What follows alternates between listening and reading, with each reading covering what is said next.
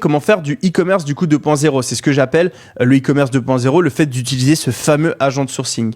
Et puis je vais aussi vous permettre de le faire sans avoir à investir le moindre centime en publicité grâce à ce que j'appelle une armée d'ambassadeurs TikTok.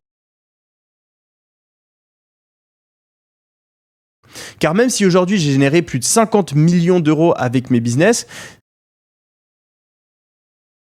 pas toujours été comme ça. À la base, j'étais absolument pas destiné à réussir. J'avais aucun privilège, aucun héritage, rien. En fait, moi j'ai grandi dans un HLM en Suisse, on habitait au 8e étage, là c'est le balcon à gauche ici, je m'en souviens très bien, voilà, presque, je crois qu'il y avait 10 ou 12 étages et on était vers le haut et voilà, on était au 8e étage d'un HLM. Et puis ben ça c'était notre petit salon avec notre télé à l'époque et voilà, c'était compliqué parce que mon père de base, c'est un immigré sans papier qui est venu du Nigeria en quête d'une vie meilleure et il est arrivé en Suisse comme ça, il parlait pas un mot de français et puis il a dû reprendre les études parce que tous ses diplômes du Nigeria, ils n'étaient pas reconnus.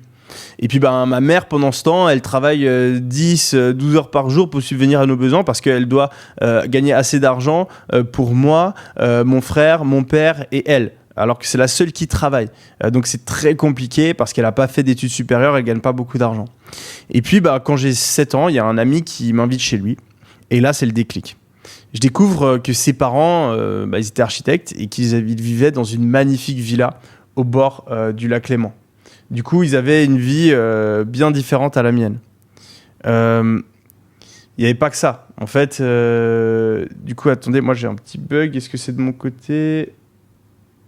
Ok, vous me dites s'il y a un bug, mais j'ai eu un petit bug de mon côté, mais je crois que c'est bon. Il n'y avait pas que ça. Ses parents, ils n'étaient pas stressés par les factures, alors que les miens, au contraire, ils redoutaient les fins de mois. Et ses parents, ils avaient un magnifique chalet au pied de la montagne et ils pouvaient partir skier quand ils voulaient. Ils voyageaient où et quand ils le souhaitaient. Alors que mes parents n'avaient pas les mêmes moyens et ils ne pouvaient pas payer de vacances. Avec sa famille, il mangeait régulièrement dans les meilleurs restaurants. Et à l'inverse, avec mon père, ma mère et mon frère, on mangeait presque jamais au restaurant. Bref, les parents de mon ami, ils étaient libres.